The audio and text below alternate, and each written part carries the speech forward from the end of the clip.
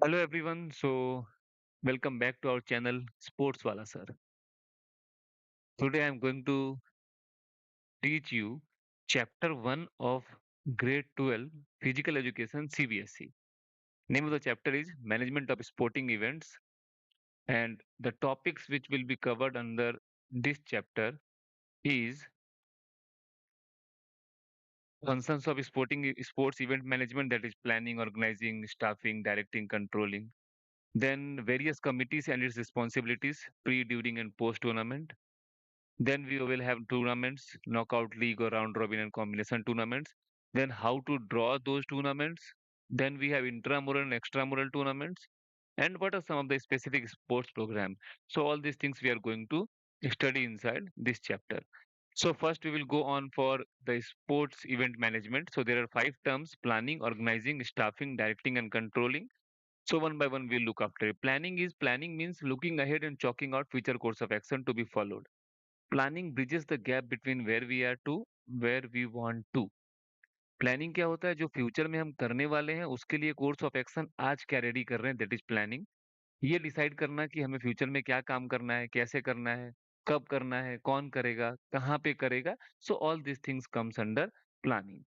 Next one is organizing. Organizing is the process of bringing together physical, financial, and human resources and developing productive relationship amongst them for the achievement of organizational goal. जो भी आपने plan out किया है उन सबको now together लेके आना and then performing those works so that the organizational goals जो है जिसके लिए हम वो करना चाहते हैं that gets completed. So that is organizing. Staffing क्या होता है? स्टाफिंग होता है, main purpose of staffing is to put right man और women on the right job. Staffing का मतलब होता है to recruit people, function of manning the organization structure and keeping it man. Staffing का जो मेन काम होता है वो होता है पीपल का recruitment and that according to their work, कि जो जिस रोल के लिए लिया गया है उसे उस रोल में काम करने को दिया जाए, that is staffing. Then it comes directing. Directing is the part of managerial function which actuates the organizational method to work efficiently for achievement of organizational purpose. Directing होता है, डायरेक्ट करना। एक तरीके से बोला जा सकता है कि वो डायरेक्ट करता है कि कौन से काम किस किस मेथड में करना है जिससे कि एफिशिएंटली जो है सो हम अचीवमेंट कर सके जो ऑर्गेनाइजेशन के पर्पस है, that is directing. And last one is controlling. Controlling होता है measurement of accomplishment against the standard and correction of deviation if any to ensure achievement of organization goal। जो भी काम डायरेक्ट किया गया है उस काम को प्रॉपर ढंग से हो रहा है कि नहीं, और अगर कुछ गलतियां हैं उसको ठीक करने की जरूरत है, तो वो सारी की सारी चीजें कंट्रोलिंग के अंदर आती है। नाउ मैं आ जाता हूँ various committees and there responsibilities पे। कौन सी कमिटीज एंड कौन सी उनकी रिस्पॉन्सिबिलिटीज होती है। So there are three times. जब भी कोई टूर्नामेंट करते हैं तो तीन वक्त ऐसे होते हैं जिस समय रिस्पॉन्सिबिलिटीज होती है। कमिटीज बनाई क्यों जाती है कि सपोज अगर मैं खुद एक टूर्नामेंट करने वाला हूँ, अगर सब काम मैं खुद से करने लगूँ तो it is very tough for me to do it. So हम क्या करते हैं, we divide those work into different committees. So ना उसके बाद वो जो होते हैं वो तीन तरीके से हो सकते हैं: प्री टूर्नामेंट यानी टूर्नामेंट के पहले, during the tournament it means जब टूर्नामेंट चल रहा होता है तब, और लास्ट में post tournament. So firstly will go for pre tournament. In pre tournament सबसे पहले जो काम करती है ऑर्गेनाइजिंग कमेटी है। ऑर्गेनाइजिंग कमेटी का मेन काम क्या होता है? पूरा का पूरा ऑर्गेनाइजेशनल देखना, कौन कौन सा काम करेगा वो उनको डिवाइड करना। और उसके बाद जो है सो उसके अंदर ये आ जाता है कि पूरा का पूरा टूर्नामेंट करने के लिए क्या-क्या चीज़ें चाहिए, प्लेस कैसा चाहिए, कौन डायरेक्ट करेगा, कौन क्या होगा, ये सब चीज़ें जो है सो आ जाते हैं ऑर्गेनाइजिंग कमिटी के। इसके अंदर एक चेयरमैन होते हैं जो ओवरऑल रिस्पॉन्सिबिलिटी लेते हैं इसका, स्टार्टिंग से लेके एंड तक के टूर्नामेंट का। मीन्स जिस दिन हमने प्लान आउट करना है उस दिन से लेके एंड तक का ऑर्गेनाइजिंग कमिटी का काम है। देन आ जाती है अपने पास फाइनेंस कमिटी। कोई भी इवेंट करना हो तो हमको बजट चाहिए, और वो बजट को जो है सो क्यों चाहिए? ताकि हम स्मूथ कंडक्ट कर सकें। तो फाइनेंस कमिटी का काम है बजट को देखना, प्लान्स को देखना, और जो भी वेस्टफुल एक्सपेंडिचर है उसको कम करना, ये सब काम फाइनेंस कमिटी का है। देन पब्लिसिटी कमिटी का है। एक बार जब डेट एंड वेन्यू डिसाइड हो जाती है, पब्लिसिटी कमिटी का मेन रोल आता है कि वो जो भी हम टूर्नामेंट कर रहे हैं, जो भी हम एक्टिविटी करने वाले हैं, उसको वो पब्लिसिटी करे, आगे बताए लोगों को। And that may be through many ways, media advertising है, प्रेस है, पब्लिसिटी थ्रू न्यूज़पेपर्स है, होर्डिंग्स है, एक्सेट्रा, इन सब के थ्रू वो कर सकते हैं। Then coming on to technical committee वो होती है जिनका मेन काम होता है ये इंश्योर करना कि equipment, playing area, courts, grounds ये सब ठीक-ठाक है कि नहीं, बराबर बने हैं कि नहीं, स्टैंडर्ड मेजरमेंट के हैं कि नहीं, तो ये काम टेक्निकल कमिटी का है। और लास्ट में है परचेज़ कमिटी, कोई भी टूर्नामेंट करने के लिए जो भी चीज़ें परचेज़ करनी होती है लाइक स्पोर्ट्स इक्विपमेंट चाहिए, किसी गेम के लिए पोल चाहिए, नेट चाहिए, देन ओपनिंग सेरेमनी के लिए क्या-क्या सामान चाहिए, क्लोजिंग सेरेमनी के लिए क्या-क्या सामान चाहिए, तो उन सब के लिए परचेज़ कमिटी रोल में आ जाती है। After this pre-tournament committee, we come on to during tournament committee. During tournament committee में जो है सो रिसेप्शन कमिटी होती है जिनका काम होता है वेलकम करना जब एथलीट्स आपके सिटी में आती है तो अराइवल होता है तब देन उनको अप्रोप्रिएट एकोमोडेशन प्रोवाइड करना वेलकमिंग द चीफ गेस्ट ये सब चीजें रिसेप्शन कमेटी के अंदर आती है then we have transportation committee transportation committee का मेन काम होता है रेलवेज बस स्टैंड एयरपोर्ट्स वहां से टीम को वेन्यू तक लेके आना देन वापस वेन्यू पे ड्रॉप करना भी ये उन्हीं का काम होता है then boarding and lodging committee है boarding and lodging committee responsible होते हैं प्लेयर्स एंड ऑफिशियल्स के रेफरीज के चीफ गेस्ट के जिनको भी वहाँ बोर्डिंग एंड लॉजिंग की फैसिलिटी चाहिए उनके लिए पूरा का पूरा बोर्डिंग एंड लॉजिंग का ख्याल रखना ये बोर्डिंग एंड लॉजिंग कमेटी का प्रोसेस होता है then we have medical committee का काम है कोई भी इंजरी हो गया या कोई भी जो है सो चोट लग गई थोड़ा भी तो उस समय क्या करेंगे फर्स्ट एड यूज़ करना है या डॉक्टर के पास लेकर जाना है, इसके लिए जो है सो मेडिकल कमिटी होती है और मेडिकल कमिटी में हमेशा एक डॉक्टर होना चाहिए जब भी आप टूर्नामेंट करवा रहे हैं तो और एक मेडिकल स्टाफ उसके अंदर होना ही चाहिए। Then we have tournament committee का जो मेन काम है वो है एंट्री रिसीव करना, फिक्सचर ड्रॉ करना, then arrangement for standard sporting facilities ये सब काम जो है टूर्नामेंट कमेटी का है। देन कम सेरेमनीज़ कमिटी जब भी कोई इवेंट होती है वहाँ पे 2 सेरेमनी होती है, ओपनिंग एंड क्लोजिंग सेरेमनी होती है। तो ओपनिंग एंड क्लोजिंग सेरेमनी का पूरा जो भी काम होगा starting from the opening to the closing ceremony जिसके अंदर कैसे-कैसे प्रिपेयर करना है, कौन से लोग उसमें क्या स्पीच देंगे, ट्रॉफीज़, मेडल, सर्टिफिकेट कब देना है, कैसे देना है, क्या-क्या अरेंजमेंट करना है, ये सब काम सेरेमनीज़ कमिटी का है। Then we have official committee का जो रिस्पॉन्सिबिलिटी होता है वो बहुत मेन होता है इसमें जिसके अंदर umpire referee record keeper then track marshals time keepers ये सब लोग उसमें आते हैं इनका मेन काम होता है टूर्नामेंट को रूल्स एंड रेगुलेशंस को फॉलो करते हुए कंडक्ट करवाना उसके बाद अनाउंसमेंट कमेटी है ये भी जो है सो ड्यूरिंग टूर्नामेंट कमेटी के रूप में आते हैं अनाउंसमेंट कमेटी का काम होता है पूरे टूर्नामेंट के दौरान जो भी अनाउंसमेंट करनी है जो भी आपको विनर्स अनाउंस करना है सेकंड पोजीशन अनाउंस करना है और सम अदर कमेंट्री करनी है उन सब के लिए अनाउंसमेंट कमिटी रोल में आते हैं। After announcement committee we have post tournament. Post tournament means जब टूर्नामेंट खत्म हो जाती है उसके बाद क्या होता है। तो पोस्ट टूर्नामेंट के बाद जो है after the event is over सभी कमिटीज जो प्री एंड ड्यूरिंग में वर्क कर रहे थे वो सब लोग मिलके वाइंड अप करने का काम करते हैं यानी पूरा टूर्नामेंट को वाइंड अप करते हैं खत्म करने के लिए पूरा इकट्ठा करना कौन चीजें कहाँ पे थी वापस उसको पहुंचाना तो ये सब चीजें जो है सो पोस्ट टूर्नामेंट कमिटीज करती है responsible for the return of all to their homes and countries इनका मेन रिस्पॉन्सिबिलिटी है जो लोग जहाँ से आए थे उनको वापस उनके घर या उनकी कंट्री तक पहुंचाना इसमें ट्रांसपोर्टेशन कमिटीज जो है सो बहुत ज्यादा एक्टिव हो जाती है बिकॉज उनका काम है जिनको रेलवे स्टेशन से लेके आए थे वहां ड्रॉप करना है बस स्टैंड पे ड्रॉप करना है एयरपोर्ट्स पे ड्रॉप करना है तो वो ट्रांसपोर्टेशन कमेटी जो है सो इसमें पिक्चर में आ जाती है सो ये था पूरा पूरा planning organizing staffing directing controlling and pre post and during tournament कौन सी कमिटीज काम करती है so still I am saying our aim is to make cut short and एकदम ब्रीफ नॉलेज देना ताकि आप चीजों को समझ सको और धीरे धीरे आप उसको जान भी सको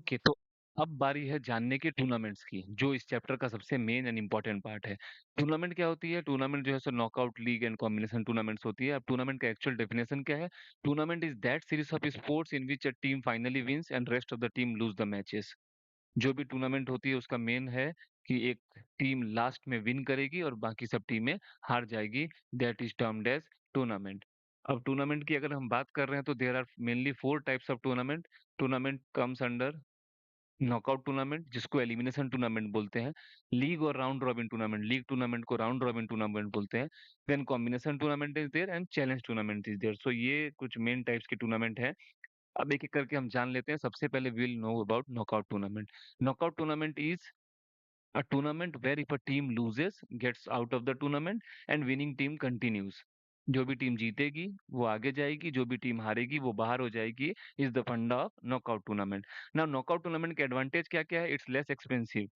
it's enhances the standard of sports time बहुत कम चाहिए होता है, less time to complete tournament, number of officials required बहुत कम है, आपको फैसिलिटीज अरेंजमेंट्स बहुत कम करनी पड़ेगी। But it has disadvantage also. Disadvantage क्या है? Chances of elimination are more, बहुत जल्दी चांस है कि आप कोई एक टीम बाहर हो जाएगी। सो ये सबसे ज्यादा इंपॉर्टेंट फैक्टर है इसमें डिसएडवांटेज का। ऐसी भी हो सकता है कि दो अच्छी टीमों का मैच स्टार्टिंग के राउंड में और एक टीम बाहर हो जाए। देन कई बार लॉन्ग ड्यूरेशन टूर्नामेंट हो जाती है, ये इसका डिसएडवांटेज है। कई बार जो टूर्नामेंट होती है वो कंटिन्यू कंटिन्यू कंटिन्यू, कोई जीतता नहीं है तब तक चलता रहता है, तो लॉन्ग ड्यूरेशन टूर्नामेंट भी नॉकआउट में हो सकता है। ऐसा भी हो सकता है कि Spectator loose interest in the final match, अगर मेरी टीम फाइनल में नहीं पहुंची तो मेरी टीम के जो सपोर्टर्स है वो क्यों मैच देखेंगे, तो स्पेक्टेटर्स अपना इंटरेस्ट खो देते हैं in terms of knockout tournament. But यही अगर मैं लीग और राउंड रॉबिन टूर्नामेंट की बात करूँ, तो लीग और round robin tournament is a tournament where each team plays with every other team once और twice. If they are playing once it is a single league tournament, if they are playing twice it is a double league tournament. फिर से समझा देता हूँ आपको मैं।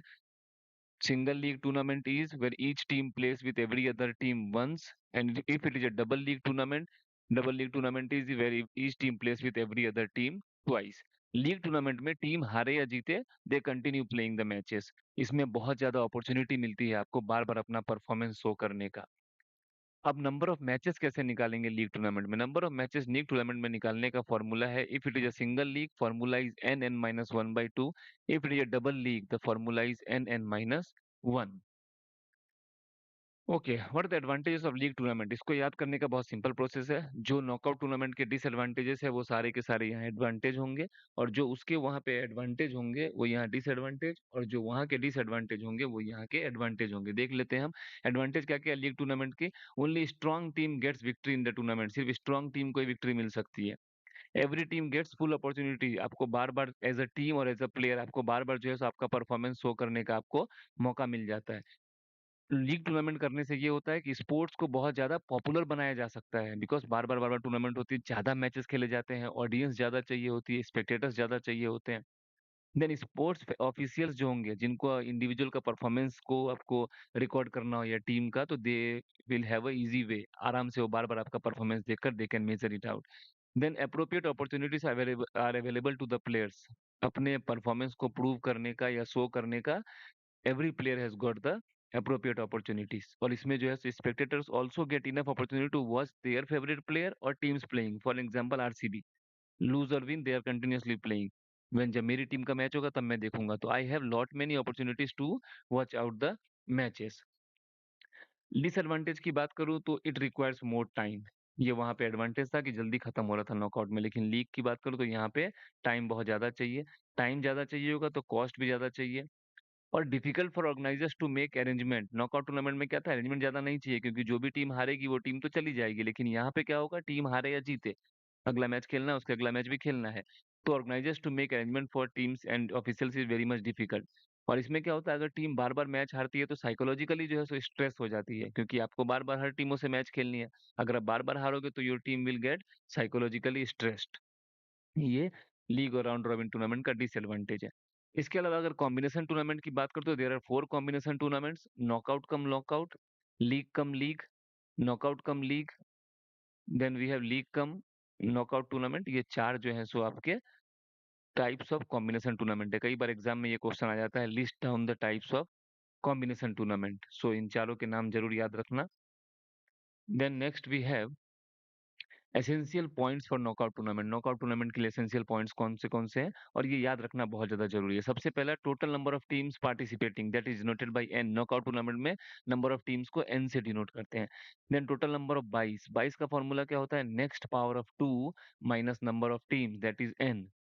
Number of teams in each half और quarter, upper half इस का फॉर्मूला होता है n+1/2, लोअर हाफ का n-1/2। नंबर ऑफ कितने 22 देने हैं, टोटल नंबर ऑफ राउंड्स कितने होंगे, and total number of matches, matches का फॉर्मूला n-1। ये कुछ फॉर्मूलास है जो आपको 100% याद करने पड़ेंगे। कैसे बनती है नॉकआउट टूर्नामेंट के फिक्सचर? तो सबसे पहले नंबर ऑफ मैचेस निकाला जाता है n-1, जो मैंने आपको बताया अभी। उसको हम टू हाफ्स में डिवाइड करते हैं, divide the number of teams into two halves, जिसको कि n+1/2 n-1/2। But this condition is only applicable if number of teams is odd. But अगर इवन नंबर ऑफ टीम्स होगा तो upper half is equal to lower half, that is n/2, as you can see here. Number of byes is next power of 2 minus number of teams, and x is denoted as next power of 2 and number of rounds is the x, जितनी भी next power of 2 आप use करने वाले हो that will be the number of rounds. now by कब देते हैं और कैसे देते हैं वो देख लेते हैं. कभी भी अगर फिक्सचर में during the tournament number of teams अगर 2 के फैक्टर में नहीं है, 2 के पावर में नहीं है, जैसे कि 4, 8, 16, 32, 64, 128, 256, अगर ये नंबर ऑफ टीम्स नहीं है तो that tournament the teams will be getting bye. अब कैसे बाय मिलेगी वो देखते हैं. First bye is given to the last team of lower half. First bye is always given to the last team of lower half. Second bye is given to the first team of upper half. Okay, this is the placement of buy, how buy is placed. Then third bye is given to the first team of lower half. Third bye मिलती है lower half की first team को. And fourth bye is given to the last team of upper half and so on. अगर पांचवा bye होता तो नीचे से सेकंड लास्ट टीम को मिलती. सिक्स्थ बाय होता तो ऊपर से सेकंड वाली टीम को मिलती. इस तरीके से बाय मिलती है. एक 13 टीम का फिक्सचर है जो मैं आपको दिखा देता हूँ. नाउ सपोज 13 टीम्स है, number of teams is 13, so n is equal to 13 here. Now जैसे मैंने आपको बताया था अपर हाफ लोअर हाफ का formula. Upper half sorry number of matches पहले निकालेंगे. नंबर ऑफ मैचेस का फॉर्मूला है n-1, that is 13 minus 1 is equal to 12. तो 12 मैचेस होने चाहिए टोटल. अपर हाफ में 13 plus 1/2 because formula is n plus 1/2. Lower half में n-1/2. सो lower half में 6 टीम होगी, अपर हाफ में 7 टीम्स होगी. तो नंबर ऑफ बाई अगर आप देखो तो next power of 2 minus number of teams, यानी ये हमको पहले से पता होता है नंबर ऑफ टीम कितनी है. Now you have to check out कि after the number of teams 2 के कौन से पावर हो रहे हैं. जैसे कि 13 टीम है, 2 की पावर अगर मैं गिनता हूं तो 2, 4, 8, 16, 32. तो 16 is greater than 13. So we will minus 16 minus 13, so we are getting 3/2. तो अगर 15 तक जो भी टीम होगी उसमें 16 से माइनस होगा. 17 से लेके 31 टीम तक जो भी होगी उसमें 32 से माइनस होता है हमेशा. नंबर ऑफ राउंड्स 4, ये 4 कहाँ से आया because here X is 4 and seeded teams 4. 4 team जो है सो सीडेड होती है, वो first second third fourth last year की टीम्स. नाउ कैसे बाई प्लेस करते हैं. फर्स्ट बाई हमने कहाँ पे डाल दिया, यहाँ पे. सेकंड बाई हमने यहाँ पे डाल दिया जैसे डालना था. First bye to the last team of lower half, second bye to the first team of upper half, third bye given to the first team of lower half. ठीक है. हमको 1 से 13 तक ऐसे लिख लेना है जैसे इसमें आप दिख रहे होंगे यहाँ लिखा हुआ है. और लिखने के बाद क्या करना है, जो आपने डिवाइड किया था, आप लोअर अपर हाफ में 7 टीम थी तो यहाँ 7 टीम्स के बाद से ऐसा एक लाइन बना देनी है. और लाइन बनाने के बाद आपको इस तरफ लिख देना है अपर हाफ. आप यूएच भी लिख सकते हैं. और यहाँ पे लिख देना है लोअर हाफ, यानी ये आपका अपर हाफ लोअर हाफ है. Now total number of bye 3 थे अपने पास, as you can see 3 bye थी. तो फर्स्ट बाई इसको मिला, सेकंड बाई इसको मिला and third by to the this team. Now अगर आप देखो तो जो भी टीम बच गई उनके बीच में हमने मैचेस करवा दिया. 2 और 3 का मैच करवाया, 4 और 5 का मैच करवाया, 6 और 7 का मैच करवाया, नीचे 9 और 10 का मैच करवाया, 11 और 12 का मैच करवाया. अब आप देख सकते हो 1, 8 और 13 ने पहले राउंड में मैच नहीं खेला. क्यों नहीं खेला, because they were given bye. Bye होती क्या है, bye is an advantage to directly play in the second round. Bye एक एडवांटेज, इसमें आप डायरेक्टली सेकंड राउंड में खेलते हैं. नाउ सेकंड राउंड में क्या हुआ, यहाँ से एक टीम जीत कर आई. दे प्लेड विथ नंबर 1 जिसको बाई मिला था. यहाँ से एक टीम जीत के आई, उसने इसके साथ खेला. देन इसको बाई मिला हुआ था, इसने इसके साथ खेल लिया. इस टीम ने फिर वापस इसके साथ खेला. देन यहाँ से एक विनर डिसाइड हुई, यहाँ से एक विनर आया, यहाँ से एक विनर और यहाँ से विनर. तो ये वाले दोनों ने आपस में मैच खेल लिया और इन दोनों ने आपस में मैच खेल लिया. एंड लास्ट में जो है सो दो टीम जो ऊपर और लोअर हाफ से आई उन्होंने फाइनल मैच खेला. सो 12 इज द विनर. ना इसमें चीजें देखने वाली ये है कि कभी भी लोअर हाफ अपर हाफ का मैच फाइनल के अलावा बीच में नहीं आ सकता. अगर आपके फिक्सर बनाते वक्त कभी भी अपर हाफ लोअर हाफ की मैचेस साथ में आ गई तो आपने कुछ ना कुछ फिक्सर बनाने में गलती की है. सो उसका खास ध्यान रखना है आपको. नाउ मैं आ जाता हूँ साइक्लिक मेथड पे, जो कि लीग टूर्नामेंट के दो मेथड है, साइक्लिक एंड स्टेयर्स. सबसे पहले हम साइक्लिक मेथड पे आते हैं. साइक्लिक मेथड में जो है सो मेरे पास मैं एग्जांपल लिया हूँ यहाँ पे 6 टीम का. 6 टीम है तो नंबर ऑफ राउंड्स कितनी होती है, फॉर्मूला इज n-1. और नंबर ऑफ मैचेस का फॉर्मूला बताया था मैंने आपको, n ब्रैकेट में n-1/2.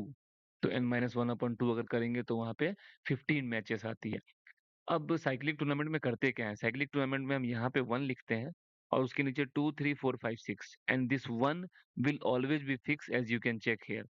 1 को हम वहीं की वहीं रख देते हैं. 1 विल नॉट चेंज इस position. Rest all other team will rotate clockwise this way. And here ये वाला टीम यहाँ पे, अभी आप देख सकते हो सेम प्रोसेस. 6 यहाँ पे आ गया, यहाँ पे 6 आ गई, अब 5 चला गया यहाँ पे. All other teams rotated once. Same इसमें भी 4 आ गया, 3 आ गया, 1 के साथ 2 आ गया, यानी 1 वाज फिक्स्ड, 1 को फिक्स रखा था, बाकी सबको एक-एक बार रोटेट कराते रहेंगे, कब तक? जब तक कि 1 के साथ 2 का मैच ना हो जाए। तो यहाँ देखो अब 6 ने 1 के साथ खेला, 5 ने 1 के साथ, 4 ने 1 के साथ, 3 ने 1 के साथ एंड 2 ने 1 के साथ, यानी सभी टीमों ने मैचेस खेले हैं आपस में। लेकिन यही चीज अगर और टीम होती है साइक्लिंग मेथड में, तो हम 1 की जगह बाई को फिक्स करते हैं and all other teams will rotate 1 by 1 clockwise, ये इस डायरेक्शन में। ठीक है, तो इस डायरेक्शन में जो है सभी की सभी टीम देखो, यहाँ 5 थी तो 5 यहाँ पे आ गया और बाकी सब टीम ऐसे रोटेट हो रही है। So this is the rotation method, इस तरीके से टीम्स रोटेट होती रहती है। अगर ऑड नंबर ऑफ टीम होगा तो bye will be fixed, you can check here, bye को फिक्स कर दिया गया और बाकी सब टीमें रोटेट हो रही है। इसमें 5 टीम्स थी, नंबर ऑफ राउंड्स भी 5 था एंड नंबर ऑफ मैचेस का फॉर्मूला जैसे मैंने आपको बताया था, n(n-1/2), so here 10 is the answer. Next method is the staircase method. Very simple method. जब तक एग्जाम में if this question has been asked कि draw a fixture of league tournament and उन्होंने मेथड नहीं बताया कौन से मेथड करना है, तो use only and only staircase method. This is the best method to do it. इसमें देखो 7 टीम्स है, तो इसमें करना क्या है हमको, इसमें हमको 1 लिखना है सबसे पहले। कितनी बार? जितना मेरा नंबर ऑफ टीम्स है, सपोज 7 टीम्स है, तो मुझे 6 बार यहाँ पे 1 लिख देनी है। अब कोई सोचेगा 6 बार क्यों लिख देनी है? क्योंकि लीग टूर्नामेंट का मतलब है each team will play with every other team once और ट्वाइस। तो वंस खेल रहे हैं हम लोग, तो वंस खेल रहे हैं तो 1 1 के साथ तो नहीं खेल सकता, इसके लिए एक टीम कम हो गई। तो हमने क्या किया, 1 को 6 बार लिखा। Now 1 is going to play with 2, 1 with 3, 1 with 4, 1 with 5, 1 with 6 and 1 with 7, यानी 1 वाली टीम ने सबके साथ मैचेस खेल लिया। अब हम एक स्टेप यहाँ से देखो ऐसे नीचे आ गए, देखा आपने, ऐसे करके स्टेयर की तरह नीचे आता जा रहा है। अब जब सेकंड की बारी, अब क्या करना है आपको, 2 को लिख देना है नीचे नीचे नीचे, कितनी बार? 5 बार। क्यों? बिकॉज 2 ने 1 के साथ खेल लिया है ऑलरेडी, तो दोबारा तो खेलेगा नहीं। तो 2 का मैच 3 के साथ, 4 के साथ, 5 के साथ, 6 के साथ, 7 के साथ। नाउ 3 की बारी आई, 3 ने 1 से भी खेल लिया, 2 से भी खेल लिया, तो अब 3 किससे खेलेगा? 4 से, 5 से, 6 से, 7 से। नेक्स्ट स्टेप में अगर हम देखते हैं तो अब 4 की बारी है, 4 ने 1 से खेल लिया, 2 से खेल लिया, 3 से खेल लिया, तो एक स्टेप और नीचे आ गया, 4 4 4 लिख दिया आपने, सामने 5 6 7। देन 5 की बारी आएगी तो 5 ने ऑलरेडी 1 2 3 4 से खेल लिया, तो 5 ओनली 6 एंड 7 से खेल रहा है। और लास्ट में जो है 6 ने सबके साथ खेल लिया, खाली 7 के साथ मैच बाकी है, तो 6 ने 7 के साथ मैच खेल लिया। मैं आपकी जानकारी के लिए बता दूं, इसमें भी जो फॉर्मूला है वो वही है, n और ब्रैकेट में जो है सो n-1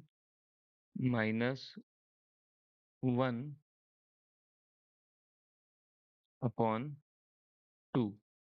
सो अगर आप इसको कैलकुलेट करोगे तो यहाँ पे जो है सो 7 आ जाएगा, यहाँ पे इस जगह पे जो है सो 7 होगा, तो 7 एंड यहाँ भी 7 - 1 दैट इज 42 - 2, तो 21 teams is going to for 21 matches will be there in this staircase method. Now knockout tournament तो लास्ट में पता चल जाता है कौन जीता, लेकिन अगर यही चीज लीग टूर्नामेंट हो तो कैसे पता चलेगा कौन सी टीम जीती है? तो लीग टूर्नामेंट में जीतने के लिए, पता करने के लिए हम क्या करते हैं, लीग टूर्नामेंट में जो है सो पॉइंट सिस्टम चलता है। अगर आपकी टीम जीती है तो you will get 2 point, suppose आपकी टीम हारी है तो यू विल गेट 0 पॉइंट, लेकिन अगर ड्रॉ हुआ है तो आप 1 पॉइंट मिलेगा। इसको हम अपने अकॉर्डिंग सेट भी कर सकते हैं, सपोज विनिंग को 10 पॉइंट, लूजर को 0 पॉइंट, ड्रॉ को 5 पॉइंट्स। ठीक है, 50% पॉइंट मिलना चाहिए। Teams having the maximum point is declared as winner. If there is a tie between two teams, matches दोबारा होंगे उनके। ठीक है, नाउ दो मेथड्स है, British method and American method. कैसे फॉर्मूला है इसके, total points obtained divided by total possible points. अगर मेरी टीम को 10 मैच खेलने थे, उसमें से मेरी टीम 8 मैचेस जीती है और 5 ही मैच जीती है, तो यहाँ 5 आ जाएगा। और 5 में मुझे 2 2 पॉइंट मिले हैं तो मुझे 10 पॉइंट यहाँ पे लिखूंगा मैं। पॉसिबल पॉइंट्स 10 मैच में पॉसिबल पॉइंट्स 20 है, तो 10/20 इंटू 100, सो 50% आंसर है।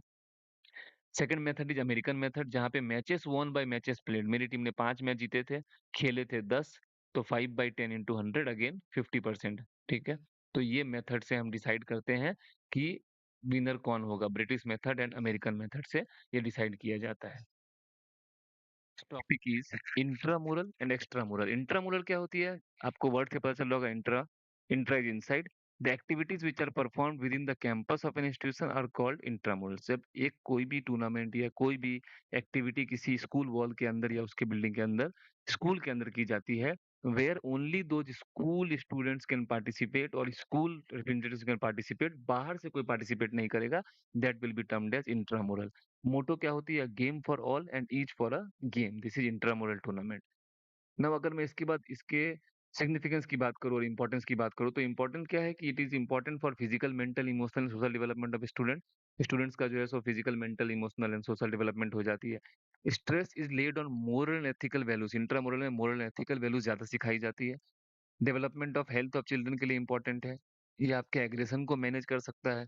देन आपको जो है सो सबसे इंपॉर्टेंट रिक्रिएशन प्रोवाइड करता है, because you get chance to play, you enjoy playing with your friends, you enjoy playing, it is a competition.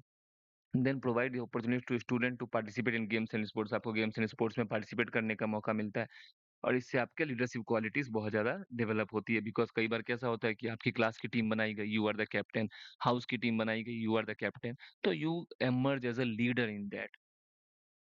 अगर मैं एक्टिविटीज की बात करूँ, क्या करवाया जाता है इंट्रामुरल टूर्नामेंट में, तो मेजर गेम्स में volleyball, hockey, tennis, badminton, football etcetera, इन सब के इंट्रामुरल टूर्नामेंट होते हैं, जिसमें इंटर क्लास हो सकता है, इंटर हाउस हो सकता है, देन इंट्रा स्कूल हो सकती है, स्कूल वाइज हो सकती है, अंदर ही अंदर की, ये प्राइमरी ब्लॉक, सेकेंडरी ब्लॉक, इस तरीके से भी टूर्नामेंट हो सकती है.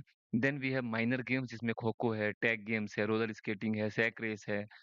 क्रिएटिव क्रिएटिव एक्टिविटीज के अंदर painting, drawing, sculpturing, making model etcetera, ये सब चीजें भी इंट्रामुरल के अंदर की जा सकती है. देन कॉम्बेटिंग एक्टिविटीज में बॉक्सिंग, जूडो, टाइक्वांडो, कराटे, ये सब कॉम्बेटिंग एक्टिविटीज में कराया जा सकता है.